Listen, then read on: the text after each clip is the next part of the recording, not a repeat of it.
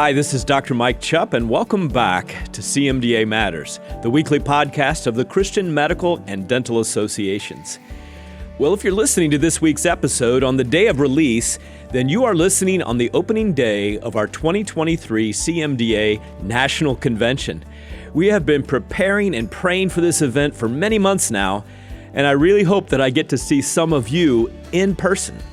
We're expecting a record number of attendees with more than 1,000 people registered to join us starting today at the Northern Kentucky Convention Center just across the river from downtown Cincinnati, Ohio.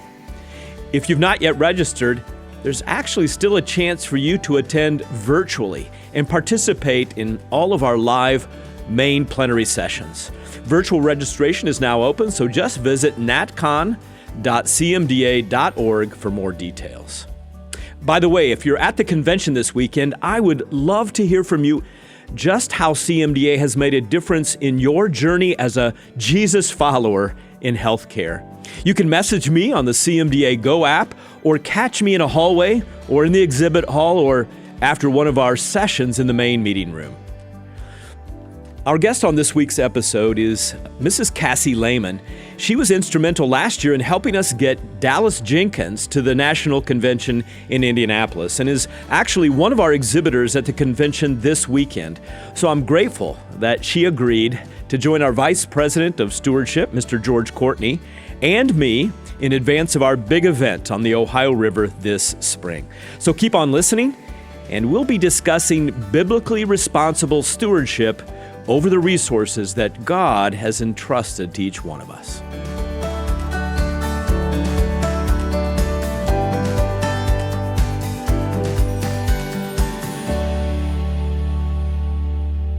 Well, today on CMDA Matters, I want to welcome a special guest, Mrs. Cassandra Laymon.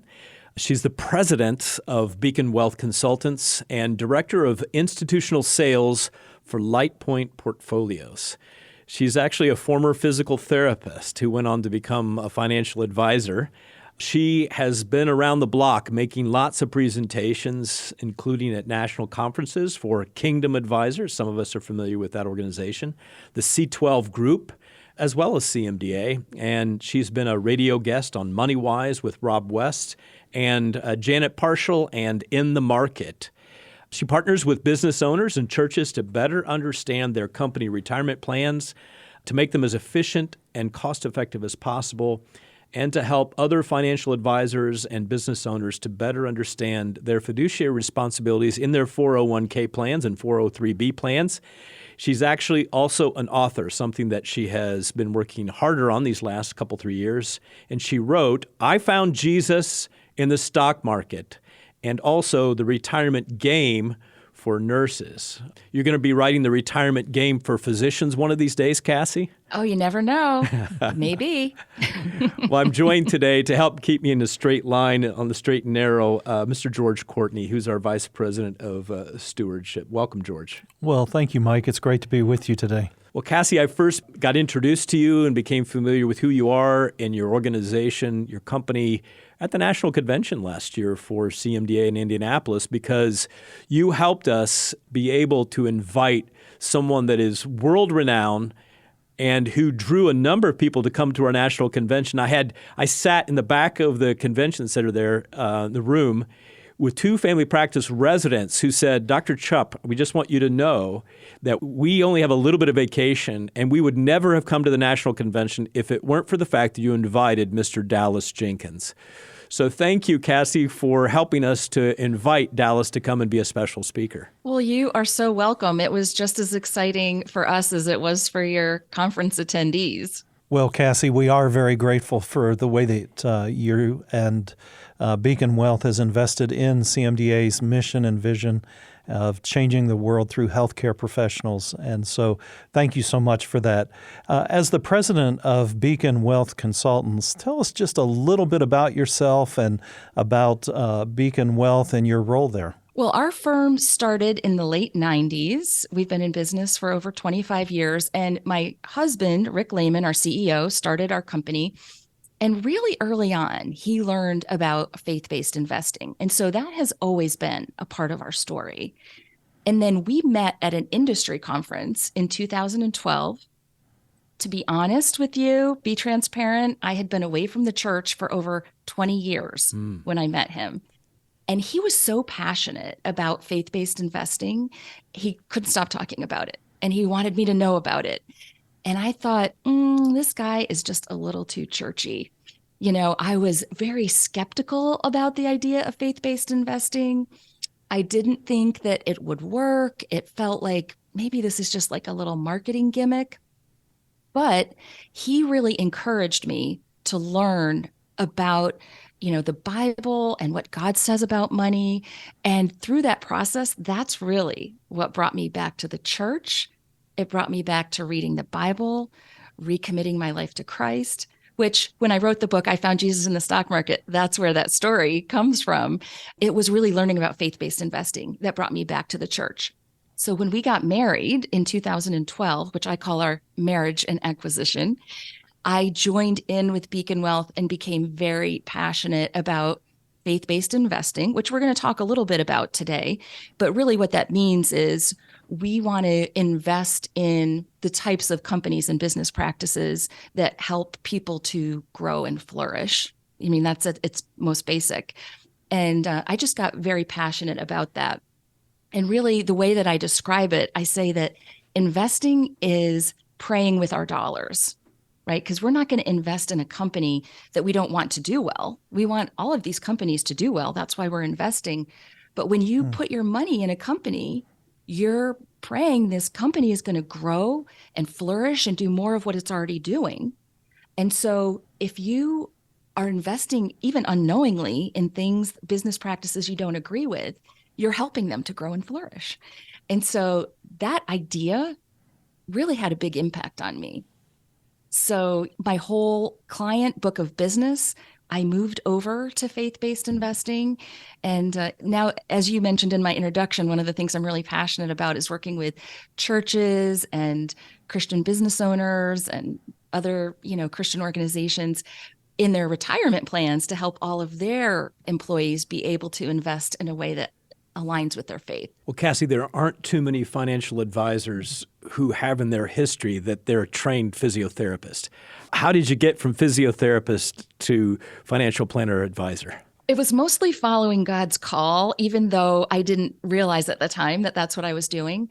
So starting out as a physical therapist, I really learned how to take great care of people, how to put their fears at ease. I loved being a physical therapist, but in my hospital, then there were opportunities where, I got a master's degree in adult education.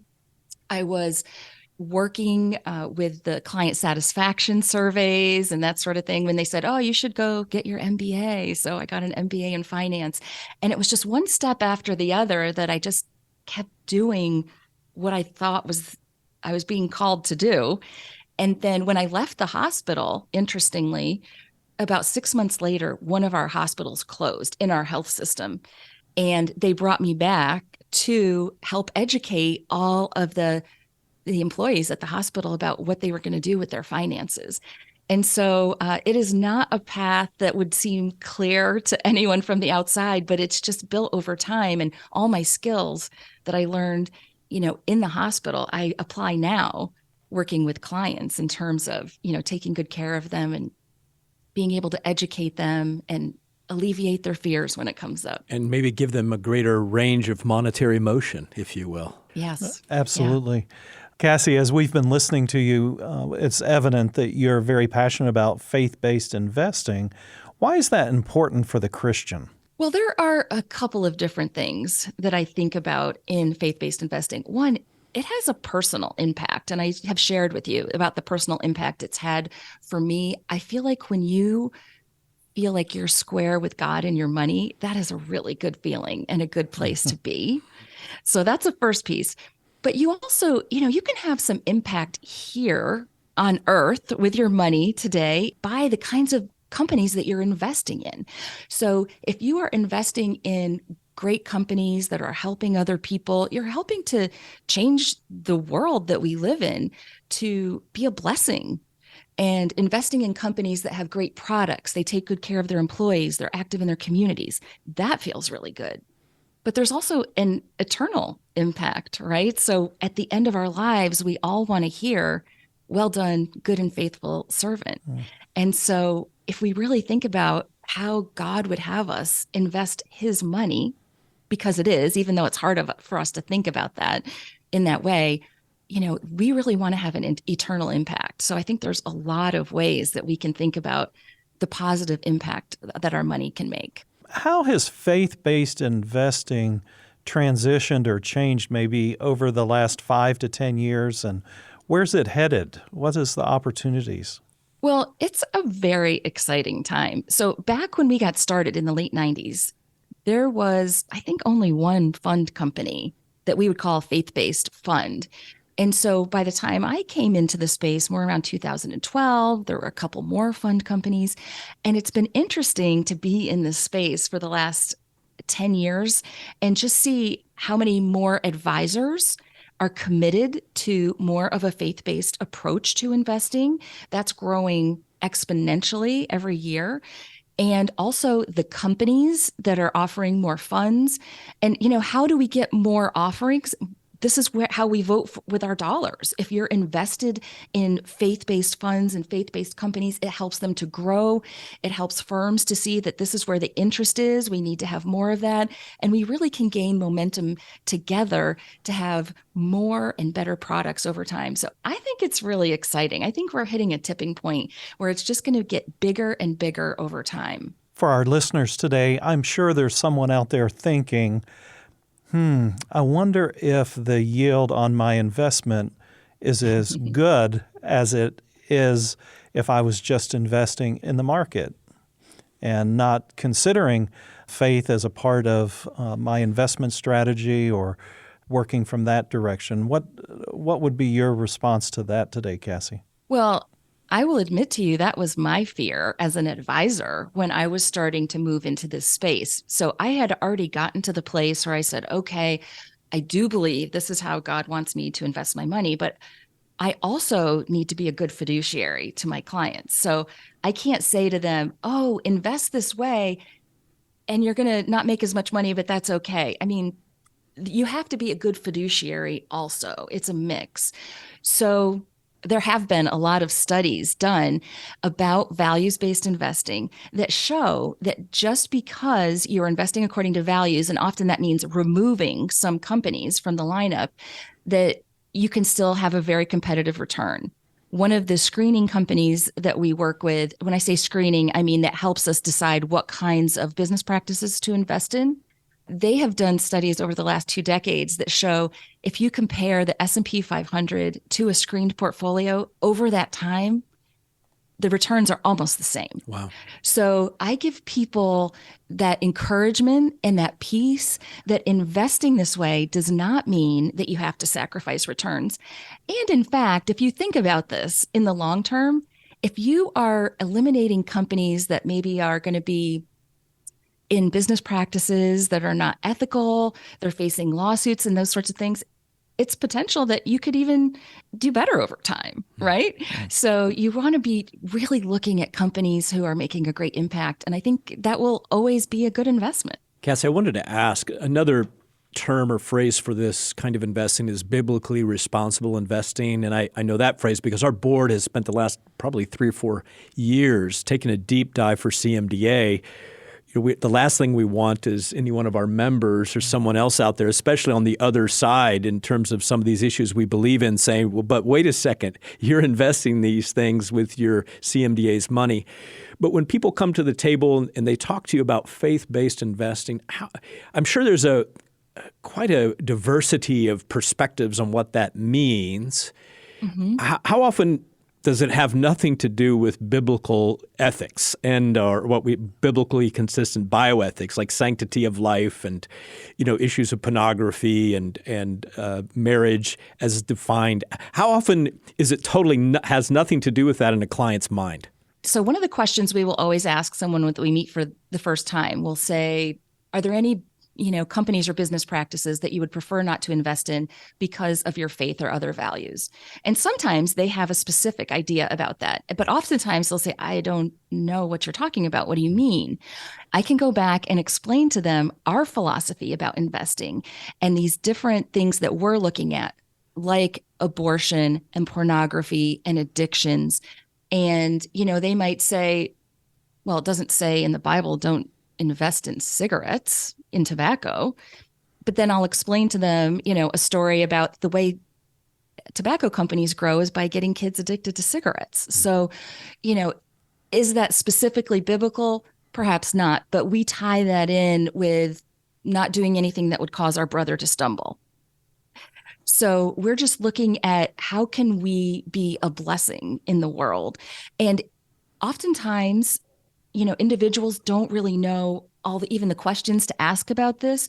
So we, over 25 years, have put together this entire list of things that we say we would prefer not to invest in because they are harmful to people. And so clients don't necessarily have to come up with their own list. We just share with them what our perspective is after 25 years of doing this kind of investing. Would you agree, Cassie, that it can get pretty tricky? Because what our board has discovered is that a lot of these companies that are big and that we're all familiar with are beginning to do some virtue signaling and doing some things, and to eliminate the kind of practices and support of certain groups that have values very different from biblical values, that it eliminates a lot of companies out there. And so it becomes really tricky depending on how much you want to turn up that rheostat of completely biblically consistent values. So how do you deal with that? So we use 4 different screening tools because, as you're saying, every company has a different definition of that. So we want to look at what does the company say that it's doing and what is it actually doing? And there's a lot of research involved in this. And as you're saying, this is very difficult for an individual to do. So we have a chief investment officer and an investment team that's completely dedicated to this. And we read all the prospectuses and we take all the screening data. And then we use what we call our discernment approach. So you can have all this objective data and it can say different things, but there are 5 of us that get together at least once a month and we talk about it. And we say, we have to be a good fiduciary, but we also don't want to invest in these companies that go against our biblical values. And so we really talk it out together, 5 of us, and try to make the very best decision that we can make that balances out the screening and being a good fiduciary. Well, Cassie, we've been talking for a little while about faith-based investing and the approach that Beacon takes in this whole journey. I want to turn the channel just for a moment and think about those listening today that are maybe in between advisors and beginning to think about, how do I interview and select an advisor? Do you have any wisdom for our listeners today? Sure. So the first thing I would look at is, especially if you're looking for a values alignment, is to find a Christian advisor. Dr. Trepp, you mentioned you're familiar with Kingdom Advisors. That's a great place to find a Christian advisor. And then I would ask questions about how they are implementing faith-based or biblically responsible investing. I meet people all the time who say, my advisor is a Christian, so I know that they would never invest in these kind of companies, but they've never had that conversation. So I really encourage them to say what is important to you about faith-based investing and how do you implement this in your practice, and to really learn about how that advisor is implementing faith-based investing. There's always a balance, though, just like when we talked about screening. And you also want to have an advisor who's well-versed in comprehensive financial planning. So part of getting ready for retirement and generous giving is planning. So we want to know, your goals and your dreams and how you want to live that out, and make a concerted effort years before you retire to point you in the right direction. So those are 2 things that I think are important: the planning piece and the values alignment for your investments. I have a number of brothers, one of which, we had a chance a couple weekends ago to talk, and he was quizzing me and on my perspectives on saving for retirement and financial advisors and some principles to follow. And he strongly advised me to think about asking a question of my advisor that I'd never asked that advisor before, frankly, because we have such a long, trusting relationship. But in terms of finding someone willing to work for a particular percentage on the investments to take away 1 or 2% versus a commission basis. And what are your thoughts? My brother came away strongly urging me never to have someone who's on commission for any instruments because that means they're going to look for the instruments in which they make the most money. So I want to hear from Cassie about that. Sure. So we are a fee-only firm. So I am in agreement that that is a good way to go. So when you are an advisor, and in my first part of my career, I worked under commission. It's very tempting, even if you always want to do the right thing, to know that you can make a sale and have a big payout right up front. It is very tempting. So by being fee only, we feel like it puts us on the same side of the table with our clients. So when you do better, we do better. You know, if we have a year where your investments are down and you're feeling like, wow, I'm making less, we're making less, it puts us in a better partnership. And also the other thing I found on the commission-based side is sometimes after you make a sale, then you never hear from the advisor again because they've made their money. They need to move on to the next person. For me, being fee-based removed a lot of those temptations or conflicts of interest. Let me ask you this. In light of faith-based investing, value-based investing, what's the biggest aha moment that you see with clients whenever you start introducing the concept of faith-based investing? Well, I think that we have been in the church trained to think about money and tithing. So we think about once the tithe is finished, the 10%, the rest of the money is mine.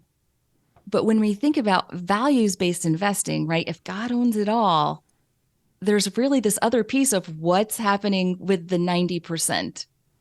So people have tended not to think about their investments and the actual companies that they're investing in.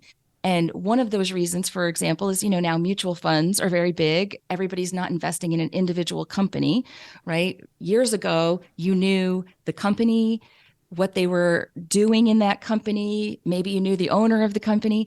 But with mutual funds, it's not really transparent, all the things that you're investing in. And so people think of it as this abstract concept, like I'm investing in the market. And they don't think about the individual companies and business practices they're investing in. So when we start to share stories, like I shared about, tobacco or alcohol or gambling or pornography, and we say, if you're investing in this company, X% of this fund is in this business practice that you don't agree with, that's where the light bulbs go off, where you can actually look at their investments and say, here's the kind of business practices that you are investing in right now. And sometimes it's shocking. And that, I think, is the thing that gets people on board with looking at faith-based investing and to be excited about the kinds of companies that you're invested in. As we think about, you mentioned mutual funds.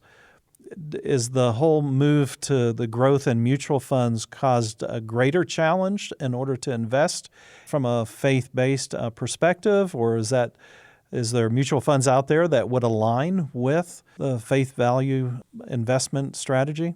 Yeah, well, the challenging part about mutual funds or ETFs is you don't always know exactly what business practices you're invested in, although you can have your portfolio screened and find that out. I mean, that's one of the services that we provide. And so I think that's a good thing to do if you have questions about that.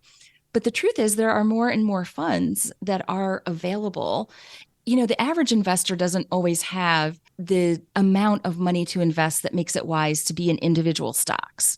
And so by investing in mutual funds or ETFs, it does decrease your risk by spreading that money into a bunch of different companies. So there's kind of two sides to it, right? So it's sometimes difficult to see what the funds are invested in, but also there are more and more funds that are investing in a way that would align with faith values.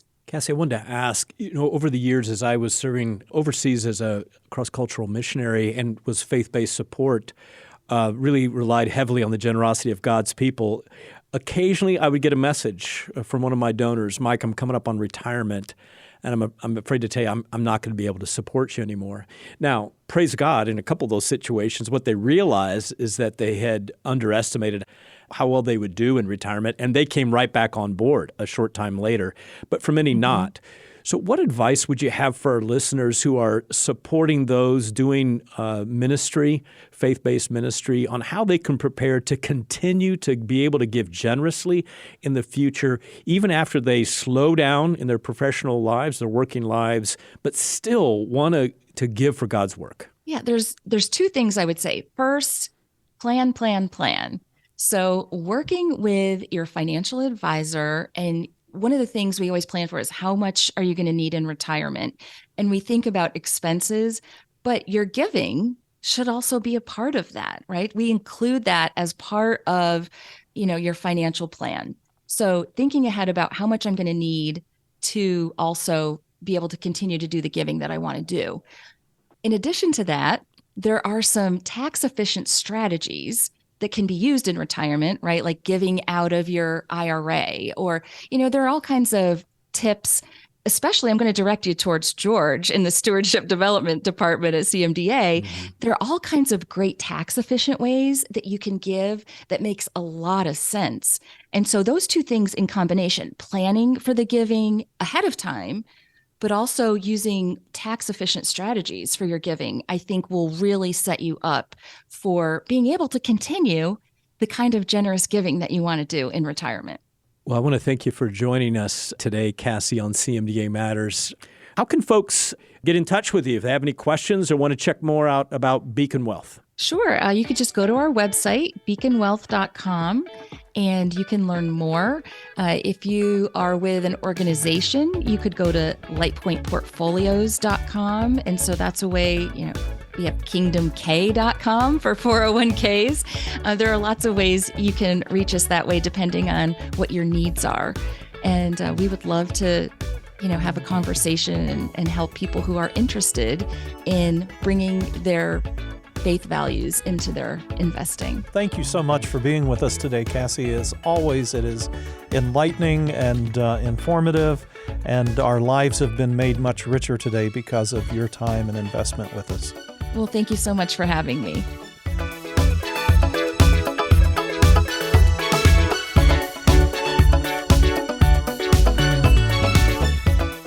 After listening to Cassie talk today about her work with Beacon Wealth, I hope that you'll agree with me that she is incredibly passionate about the work they do. Beacon's mission is to inspire, equip, and guide their clients in becoming faithful stewards of the resources of time, talent, and treasure entrusted to their care. Plus, they seek to advance the work of many Christian churches as well as parachurch ministries by encouraging charitable giving. It's great for us here at CMDA to connect with like-minded organizations, especially those that share our beliefs and want to follow God's Word as they invest. I hope you'll take a few minutes and visit Beacon's website to learn more. You could even contact Cassie and her team directly through their website to set up a meeting. That web address again is beaconwealth.com. Oh, and be sure to stop by and see Cassie at the Beacon Wealth booth in the exhibit hall. We've actually got more than 60, it's a record, 60 exhibitors lined up to greet you at the convention this weekend. So please set aside some time to stroll through the exhibit hall and meet some great folks from some great organizations who would love to meet you.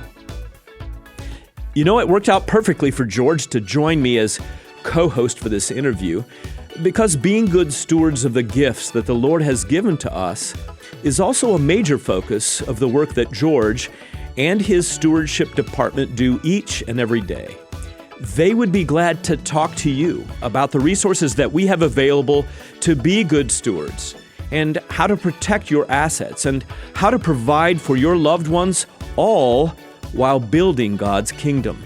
They can help you learn about maximizing your income, about increasing your tax efficiency, and much more.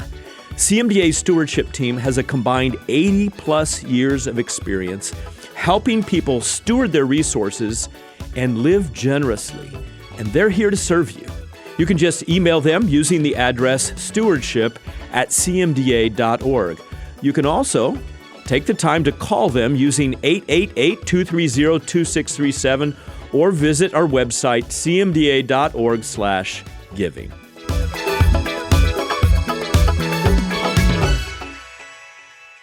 You were invited to join us for a CMDA biblical tour in 2023. These tours are unlike any other because each tour includes incredible Bible teaching and cultural experiences. Plus, you will meet other Christian healthcare professionals and create friendships that will last a lifetime. Tours this year are headed to Greece, Italy, Israel, and more. Visit cmda.org/tours to learn more and to register. And don't wait. Each tour is limited to around 50 participants each, and they fill up quickly. So make your reservations today. Thank you, Jamie, for that announcement. And she left out the tour that my wife Pam and I will be leading in October, a tour to the country of Turkey, the 7 churches of Revelation. So check it out online, and Pam and I would love to have you join us in Turkey. Well, before we close, I've got one additional announcement for you. CMDA is increasingly called on by the national media to give perspectives on topics like abortion, transgenderism, assisted suicide, and many more, like right of conscience. From congressional testimony to network television, God continues to open doors for us at CMDA to amplify the voice of Christian healthcare professionals on these critical life issues of our day. If you're interested, I want to encourage you to attend our upcoming Voice of CMDA media training. It'll be on August 18th and 19th, 2023. This is a 2-day training and is designed to teach you how to use the media as an educational tool and to sharpen your skills as a CMDA media representative. We will use real-life examples to share a proven methodology that works even in the most hostile situations. Plus, we will explore how advocacy and media, they work hand in hand together, and how to prepare to use your media skills to testify before your own state legislature. Participation is limited to only 12 attendees in order that we can provide excellent one-on-one training. So visit cmda.org/events now to reserve your space.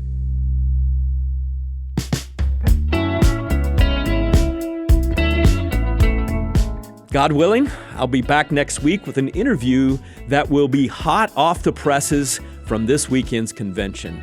A good friend of mine, Dr. Augustin Lutakwa, he's a general surgeon from South Africa, and he's the Congress Director for the International Christian Medical and Dental Association's the World Congress that's going to be held in Arusha, Tanzania this June 2023. We're actually going to be doing a live interview with him on stage during the convention, and you'll be able to hear it as recorded live on Friday evening, April 28th, next week. As always, if you'd like to suggest a future guest for us on the podcast, you can email us at cmdamatters@cmda.org. And if you like our podcast, you hear it every week, but please be sure to give us a 5-star rating and share us on your favorite social media platform. As I close this week's episode, I want to remind you of what Jesus said in the Gospel of Luke, chapter 6, verse 38. He said, "Give, and you will receive. Your gift will return to you in full. It'll be pressed down, shaken together to make room for more, running over and poured into your lap." Christ sure spent a lot of time talking about money in the scripture, and I'm thankful for people like Cassie and the team at Beacon Wealth who are dedicated to following God's word and are actively helping others to glorify God and use their investing as an act of worship. And like this scripture says, when we give to Jesus Christ, our gifts will be returned in full. It's a great reminder for us all this week as we seek to use our gifts and our talents to bring the hope and healing of Christ to the world. That is what matters to CMDA, friends, and CMDA matters. We'll see you next week, and if you're here at the convention, maybe sooner, Lord willing. Bye for now. This podcast has been a production of the Christian Medical and Dental Associations. The opinions expressed by guests on this podcast are not necessarily endorsed by the Christian Medical and Dental Associations. CMDA is a nonpartisan organization that does not endorse political parties or candidates for public office. The views expressed on this podcast reflect judgments regarding principles and values held by CMDA and its members and are not intended to imply endorsement of any political party or candidate.